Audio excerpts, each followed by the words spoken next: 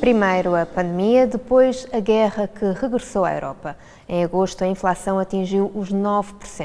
As consequências são preocupantes. O elevado aumento dos custos, designadamente os energéticos, e a escassez de matérias-primas colocam a economia nacional numa situação de forte fragilidade. É nosso convidado, o economista e professor da Universidade Católica, Ricardo Ferreira Reis. Começo por lhe perguntar como podemos adotar uma trajetória de crescimento perante a atual situação que vivemos.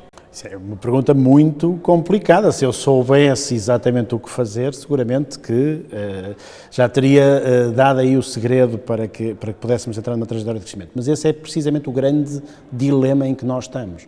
Só há inflação porque não há um crescimento económico que acompanhe aquilo que aconteceu nos últimos tempos em termos de crescimento, por exemplo, de massa monetária. Portanto, não sei exatamente qual é que é a trajetória de crescimento, mas ela tem que existir o mais urgentemente possível. A solução de todos os nossos problemas passa por essa trajetória de crescimento. É mais ou menos consensual que alguma atividade do Estado e apoio do Estado é necessária. Os PRRs dos vários países, as bazucas, como se lhes chamou, são imprescindíveis nesse contexto. São tiros que têm que ser dados nos sítios certos, nos sentidos certos, para verdadeiramente ajudar a resolver este problema. E, portanto, não podemos é ter outra crise a seguir a esta da guerra, que já nos trouxe a inflação. E eu devo-lhe acrescentar um pormenor: não acho que a situação da guerra seja totalmente inocente da crise da pandemia, ou seja, há um aproveitamento por parte do Sr. Putin e da Rússia no contexto de crise para esticar um bocado mais, ou aproveitar a fragilidade do Ocidente para desencadear esta guerra, sabendo que a crise que se lhe sucederia seria bastante efetiva. Falava que é preciso dar tiros certeiros. As medidas que o Governo apresentou recentemente de apoio às empresas são suficientes para combater a crise que vivemos? Elas são uma parte de um jogo muito complexo e de um conjunto de equilíbrios que são muito complexos. Lembre-se que estas situações, ou seja, a dinâmica de uma economia moderna, como não é moderna do século XXI, já no século XX era assim, tem um conjunto de atores intervenientes que fazem com que a economia se vá funcionando.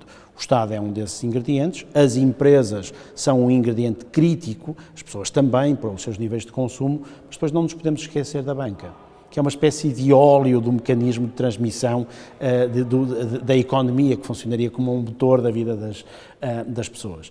A função da banca começou a ser posta em causa durante a situação de crise financeira que vivemos durante a década passada, a década de 10. E o papel da banca portuguesa, no sentido de transmitir fundos do Estado, por exemplo, desses apoios para as pequenas e médias empresas na promoção da economia, é algo que precisava de ser repensado, revigorado e intensificado. Daí que os apoios do Estado não são suficientes em si mesmo, ou seja, são necessários, mas acabam por não ser suficientes se não houver estes mecanismos criados na banca de fazer chegar esses dinheiros e esses fundos às empresas e em particular. E essa dimensão é uma dimensão que se calhar não está a funcionar tão bem nas últimas décadas. E não está a funcionar porque nós temos tido uma dinâmica de taxas de juro que é diferente daquilo que é o natural. Portanto, nós todos nos acostumamos a ter taxas de juros muito baixas, pretensamente isso facilitaria o investimento, acabou por facilitar o investimento privado, mas não tanto o investimento de empresas numa plataforma duradoura de investimento. Ou seja, nós vimos muitas empresas a aparecerem e a crescerem, mas a não ficarem. E não ficaram porque depois foram apanhadas por várias crises. Era importante que o Estado, de facto, orientasse o financiamento para que essas empresas fossem, como é moda dizer agora, sustentáveis financeiramente, não é? E pudessem repercutir no futuro os investimentos que estão a ser feitos. Mas concorda que esta crise vem demonstrar que, de alguma maneira, o setor privado deveria ter tido outro envolvimento, por exemplo, no PRR? Não só no PRR, mas aquilo que eu estava a dizer até vem de antes do PRR, ou seja, deixe-me dar-lhe um exemplo. Uma das coisas que foi visível durante as crises da década passada, da década de 10, em Portugal. Em Portugal há um medo enorme das pessoas falharem, portanto o fracasso é uma situação bastante agreste. Uma das coisas que se percebeu era que os apoios às empresas era para evitar que elas desaparecessem. Ora, muitas delas, se calhar, desaparecendo, podiam ser recriadas de uma forma melhor, ou seja, mudavam de negócio, alteravam a sua configuração. Em Portugal há sempre muitas hesitações em fazer isto. Nós olhamos para outras realidades, por exemplo, a realidade americana, as pessoas vão à falência, reaparecem, vão à falência, reaparecem e depois têm grandes sucessos ao fim de algumas tentativas. Aqui, os bancos têm sempre a tentação de exigir que as pessoas nunca falhem e isso interiorizou-se na consciência das pessoas, o que tirou papel às empresas. De experimentarem, de inovarem, de arriscarem, de empreenderem. Portanto, esta noção do empreendedorismo passa muito por arriscar. E o arriscar passa muito por, às vezes, acertar, outras vezes falhar. E não vir grande drama ao mundo. Em Portugal há sempre esta noção do drama do fracasso. Não sei se vem de Alcácer Quibir, de onde vem, mas há sempre esta noção de que o fracasso é sempre uma coisa que temos que evitar e o fracasso mancha as pessoas ou os empresários irremediavelmente. Poderiam as verbas do PRR ser canalizadas para aumentar o apoio, de facto, às empresas nacionais sustentáveis? Sim, há algumas partes de apoio para o setor privado, nomeadamente a nível do investimento, da inovação, só que houve uma certa tentação de saltar essa etapa e aproveitar o próprio PRR para ajudar as finanças públicas que precisavam de apoio depois dos investimentos que foram obrigatórios ser feitos para fazer face à pandemia. Isso vê-se, por exemplo, no Sistema Nacional de Saúde, em que foi necessário gastar mais do que aquilo que estava à espera e o PRR vem ajudar o Estado a compensar alguma dessa despesa internamente. Ao fazer isso, de facto, retira esse dinheiro às empresas. Se isto tivesse sido canalizado para privados, não era impossível que os privados tivessem ajudado a fazer crescer a economia mais depressa, ou não cair tanto quanto terá caído, mais depressa e, dessa forma, ter a tal senda de crescimento que tão necessária e urgente agora é para ser mais resilientes e mais sustentáveis para o futuro. Portanto, sim, de certa maneira sim, o que está a acontecer é compreensível, pode não ser o mais eficaz, mas lá está, é o que arrisca menos. E acho que esse é o ponto também que nós estamos a viver neste país, é uma hesitação de tomar medidas onde se arrisque, quer na parte das empresas, quer também na parte do Estado. Sendo a transformação digital um dos pilares do PRR, e olhando agora aqui especificamente para o caso da saúde, estamos a perder oportunidades? A transformação digital é parte de um conjunto sucessivo de revoluções tecnológicas que vem da primeira revolução industrial, esta já será a quarta ou a quinta. E o registro de saúde, o registro eletrónico de saúde, é uma senda próxima desta noção de uma economia baseada em dados e, portanto, faz parte, de facto, deste movimento que nós assistimos agora da transformação digital. Esta transformação digital, por exemplo, causa alguns receios, muitas vezes, que aliás são históricos, ou seja, desde a invenção da máquina a vapor que estes receios existem, se não haveria aqui uma substituição de mão de obra humana por máquinas, se continuássemos sucessivamente nas várias transformações tecnológicas e agora na digital. A experiência que temos tido é que não, ou seja, historicamente o que temos é tido uma maior qualificação das pessoas que continuam a ser imprescindíveis, o que é bom para a sociedade, ou seja, as máquinas substituem-nos sim, mas nós vamos fazer coisas que são melhores do que fazíamos antes, a maior parte das vezes melhor remuneradas até do que eram antes. Portanto, coletivamente, esse mecanismo de transformação digital é um mecanismo que favorece a mão de obra. Na saúde, favorece os técnicos de saúde, favorece os médicos, que ficam a fazer coisas mais especializadas ou muito melhores em nível de diagnóstico, porque são assentes em dados que não tinham antes, favorece os técnicos de saúde que não médicos, porque ficam também a ficar mais qualificados, com muito mais informação e, portanto, robustece toda a área da saúde e todos os setores que são afetados por isto. O PRR era, de facto, uma oportunidade de aceleramento desta transformação digital. Quanto mais não seja de contaminação deste espírito de que é importante que isto aconteça e de tirar o medo às pessoas de que isto vem para substituir o seu trabalho e que depois vão ficar desempregadas. Não ficam, vão ficar a fazer coisas mais exigentes, vão obrigá-las a ter mais qualificação, mas na maior parte das vezes isso representa também um acréscimo salarial e uma melhoria da sua condição de vida e, sobretudo, uma melhoria muito efetiva da qualidade do serviço prestado. Portanto, o PRR era uma grande oportunidade para fazermos isso, está lá, agora é pôr em prática aquilo que lá está, é não perder o foco do espírito de quem meteu esses objetivos no PRR original. E o receio que eu tenho é que muitas vezes estas coisas estejam lá mais por moda do que propriamente por conteúdo e por convicção.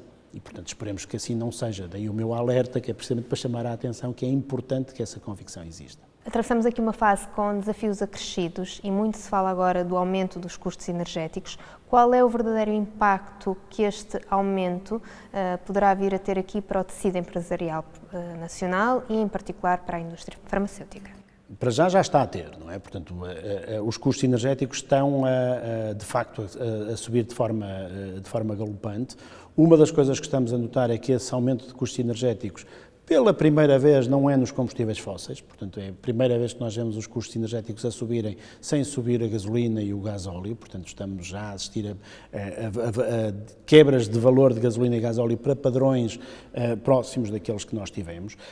Uma coisa perigosa para nós é que esta subida dos custos energéticos vem também associada a uma apreciação do dólar face ao euro e, portanto, muitas das coisas que nós adquirimos a nível energético, nomeadamente o barril de petróleo, são cotadas em dólares e, portanto, pela desvalorização do euro, em euros ficam mais caros, mesmo que estejam a baixar de preço, e, portanto, isso vai acrescer a inflação, e é consequência de facto, aqui, diretamente da situação de guerra que se vive no leste europeu. Situação de guerra é essa, que, a meu ver, e era aquilo que eu estava a dizer há bocado, foi um aproveitamento de uma situação de fragilidade do Ocidente quando desistiu de muitas fontes de energia que, sendo poluentes e insustentáveis em termos ambientais, eram ainda o sustento da economia em muitas dimensões. E a incapacidade que a Europa teve, por alguma ingenuidade, em substituir rapidamente essas fontes de energia por outras fontes de energia, essas sim renováveis, sustentáveis, mas que entrassem imediatamente em ação. Estamos neste impasse e estamos a aproximar-nos de um inverno que vai ser muito difícil de entender o que vai acontecer. A sensação que se tem em algumas economias, por exemplo, na Alemanha, é que eles estão numa dimensão de aprovisionamento de gás, daí esta necessidade dos atos terroristas de acabarem completamente, ou de sabotagem do Nord Stream, acabarem completamente com o ainda fornecimento de gás que possa estar a vir, e portanto isso ficou cortado a partir dos atos de sabotagem, que eles têm armazenamento de gás para aguentar a indústria, mas não para aguentar as famílias. Ou seja, que é uma coisa que vai fazer com que os alemães que estão habituados a chegar a casa e terem a casa a 28 graus, a nevar lá fora, se vão ter que habituar a ter a casa, como nós temos, a 12, 15, 18 graus, portanto, ter que comprar lá as samarras alentejanas da Alemanha para aguentarem um estilo de vida ligeiramente diferente. Aparentemente, aquilo que me explicam também os meus colegas franceses é que em França optaram pela opção inversa. Como eles ainda têm centrais nucleares, embora com alguns problemas de funcionamento técnicos e de abundância de água, as centrais nucleares precisam de água para refrigeração e a seca tem provocado com que isso não aconteça. Aí a aposta é apostar mais no conforto das famílias e menos na indústria. Portanto, parece ter havido aqui opções opostas neste sentido. A consequência disso é que falta energia. Faltando energia, a pouca que há sobe de preço, mesmo fora desses espaços. E, portanto, as nossas empresas, as nossas famílias, as nossas instituições, quer dizer, aqui a universidade, já estão a sentir um acréscimo de custos energéticos que são surpreendentes e inusitados para aquilo que é o habitual. que é que antevê para a indústria farmacêutica, tendo em conta este panorama? A indústria farmacêutica tem as suas necessidades energéticas bem definidas. Aquilo que se recomenda que faça é que tente gerir o melhor possível, mas isso, um bom gestor saberá fazer isso bem, as disponibilidades energéticas que estão lá, portanto, os canais de distribuição de energia e as empresas que estão ao dispor, mas aquilo que se antecipa que acontece é, de facto, uma subida bastante grande desta dimensão dos custos, que só tem duas hipóteses: ou implica uma subida de preços, que não está prevista, ou uma redução de margem e de lucro. E, portanto, vamos ver empresas farmacêuticas a precisarem de ir às reservas financeiras que tinham acumulado nos tempos mais prósperos, que também não foram assim tantos, e, portanto, antevê-se aqui uma situação de alguma dificuldade, e é ver a profundidade das reservas para aguentarem estes invernos que aí vêm de subidas de custos energéticos. Em alternativa, a solução mais evidente é alguma deslocalização de produção, que vem contradizendo aquilo que vinha acontecendo ao nível europeu de reindustrialização em consequência da guerra. E, portanto, há aqui uma situação um bocado indefinida de perceber se vamos aumentar a produção na Europa industrial por força de dificuldade de acesso a mercados ou fornecedores mais distantes. E essa é uma tendência que vamos ver, até por outro motivo, que falávamos há bocado, que é a transformação digital não carece tanto de uma indústria mão de obra intensiva que dependia de salários baixos e, portanto, já não é tão urgente ir pagar salários baixos para a China ou para o Vietnã, porque agora conseguimos fazer um conjunto de coisas com máquinas, portanto, nas tais dinâmicas de transformação tecnológica e digital, mas isto precisa de energia. E, portanto, há aqui um conjunto de compromissos que vão ter que ser encontrados. Se me perguntam o que é que eu acho que vai acontecer, é que esta prevalência da reindustrialização da Europa vai ganhar à outra, até por outro motivo, que é a quebra de margens implica, como alternativa, ir buscar fornecedores com ainda margens competitivas, mas com qualidade duvidosa.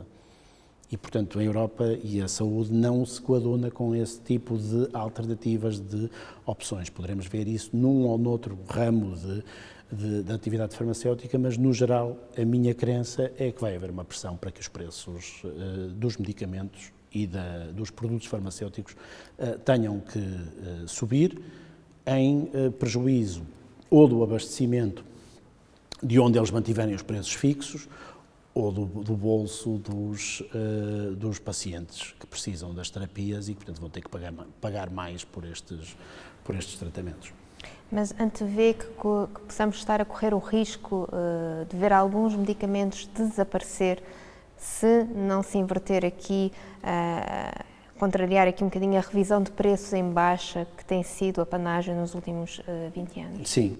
Muito sinceramente, e não gostava de ter uma resposta mais elaborada para dar que deixasse as pessoas um bocado mais descansadas, mas não tenho, ou seja, eu antevejo mesmo que aqueles medicamentos de margens mais curtas, que geralmente são os mais baratos, os mais acessíveis, ou subam o seu preço e tornem-se menos acessível, ou de facto deixem de poder ser oferecidos, ou em terceira alternativa sejam importados de zonas onde a qualidade não é tão evidente como aquela que nós temos aqui, com mecanismos de controle menores. E, portanto, que é a velha máxima do barato sair caro, não é? Portanto, acho que há uma situação de alguma preocupação que as autoridades deviam estar, as autoridades europeias, já agora, não apenas as nacionais, mas isto é um assunto que é mais global do que apenas aqui a situação em Portugal. Mas que as autoridades europeias deviam estar a olhar com mais atenção. Paralelamente a isto, acho também que é uma oportunidade de fomentar a inovação. Portanto, que há aqui uma solução que possa acontecer de sairmos daqui através de novas formas de produção mais eficazes, mais eficientes, que permitam sairmos deste nó górdio em que estamos. Para isso, inovação só existe com remuneração. Portanto, nós precisamos de que as margens fossem grandes. E, portanto, está a perceber que temos aqui um ciclo vicioso do qual vai ser difícil sair, e é nessas alturas que, de facto, o Estado ou os Estados, se pensar nisto numa macro-região como a região europeia, deviam estar, de facto, a apoiar este tipo de indústria que estão muito vulneráveis nesta altura. Falava há pouco aqui nesta necessidade de apostar na reindustrialização e, de facto, com esta crise também se tornou mais evidente a dependência externa da Europa. É, de facto, um momento crucial para fazer esta aposta, para operar aqui algumas mudanças? Ela era inevitável, ou seja, e já se assistia a esse andamento. Se olhar para economias como, por exemplo, um exemplo que, enfim, tenho visitado recentemente, da República Checa. A aposta da industrialização da República Checa passa muito por eles pensarem que nós não conseguimos continuar a importar tudo da China, nós, Europa, não é nós checos. A visão que eles têm não é nacional, é mais de bloco. E, portanto, temos uma oportunidade de reindustrializarmos a República Checa com fábricas que não são tão mão de obra intensiva, eles não estão a fazer aquilo necessariamente para aumentar o emprego fabril, porque então para isso ficavam onde estavam, na China ou no Vietnã, mas com a robotização. E, portanto, eles estão em muitas dimensões a apostar numa robotização da sua indústria. Qual é a vantagem que a República Checa tem de estar a fazer isto na República Checa? A proximidade aos mercados europeus. Estão no centro da Europa e têm a noção que conseguem ser mais sustentáveis se fornecerem à Europa a partir dali. Não apenas porque evitam os custos de deslocação grandes desde o Extremo Oriente, mas porque estão já próximos dos consumidores dos grandes mercados europeus, a começar pelo deles, que já é um mercado relevante dentro da União Europeia. Esta jogada de antecipação da República Checa é uma jogada ganhadora. A economia checa tem ganhado bastante em robustez e em resiliência e em sustentabilidade, ou seja, está-se a tornar cada vez mais uma economia mais representativa daquilo que se deseja para o resto da Europa. Há países que ainda conseguem fazer isto mais rapidamente que os checos. A Alemanha, por exemplo, reconverte a sua indústria muito mais rapidamente do que os checos e é precisamente isso o processo em que estão a fazer. Daí o que eu lhe dizia, quer dizer, a preocupação deles quando têm que armazenar gás é não deixar que se perca este lanço, esta onda, este surfar da onda da transformação digital que falávamos há bocado, por força de uma situação que está a vir da guerra no leste. A maçada para todos estes países é que, de facto, estão muito mais próximos do Putin do que nós. Portanto, esta é a vantagem de estar onde estamos, não é? Portanto, se calhar deveríamos pensar nisso e pensar que temos aqui condições de segurança, neste caso, segurança internacional, para tomarmos medidas que noutros países não se podem fazer, porque estão à porta de um problema muito mais sério do que aqueles que nós temos aqui à nossa volta. E a indústria farmacêutica nacional já deu provas desta capacidade. Quer dizer, se há setor que pode tentar fazer isto, é a indústria farmacêutica. Para isso, mais uma vez, precisa de inovação. Mas se há indústria que em Portugal já mostrou que é capaz de ser inovadora, é precisamente a indústria farmacêutica.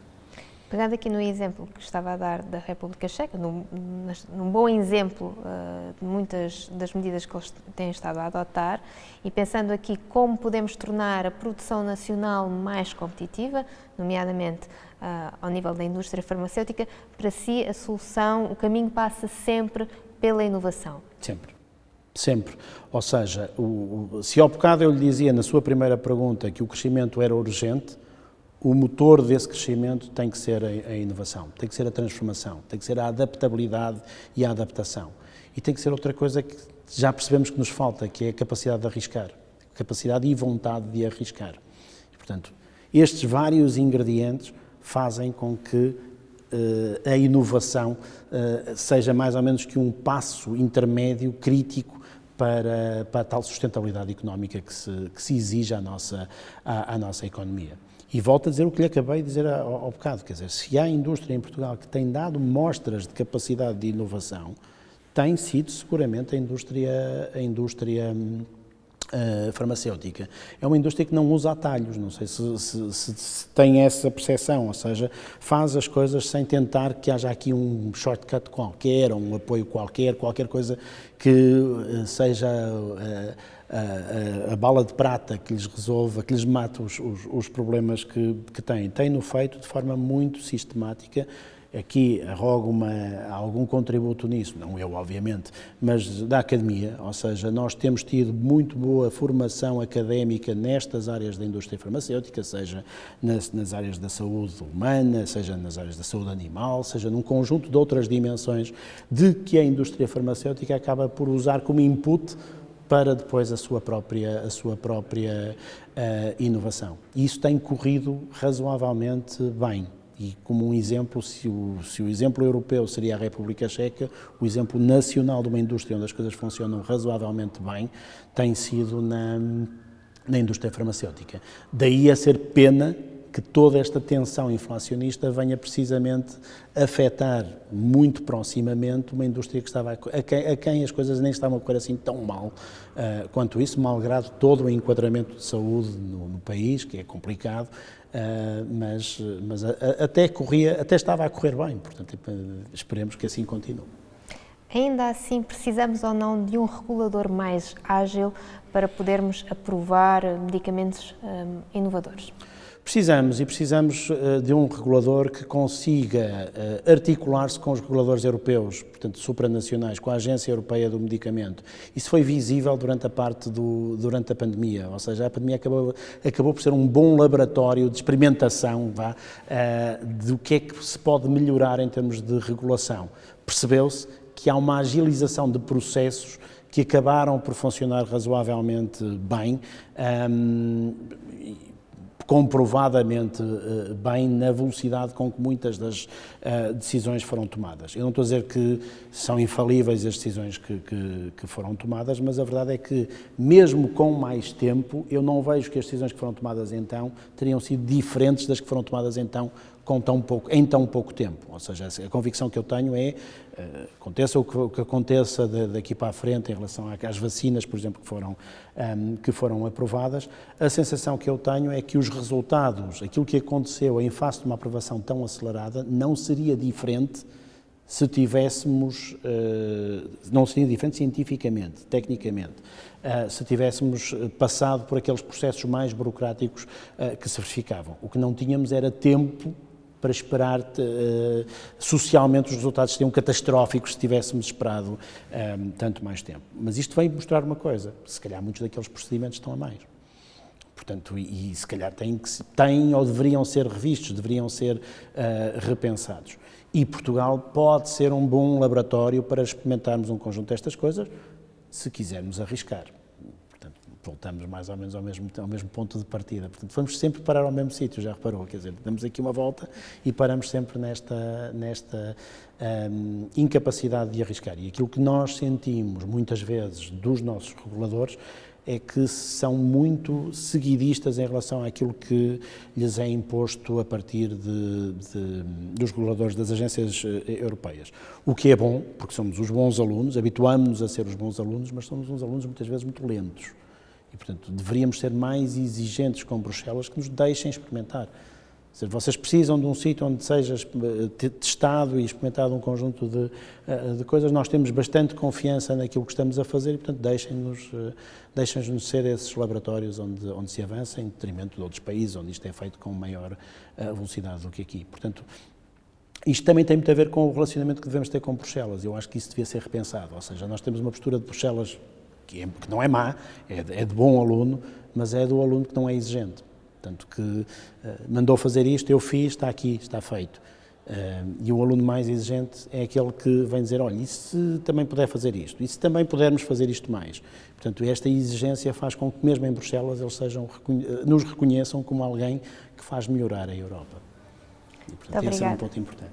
Muito obrigada pelo seu contributo e pela sua reflexão. Obrigado.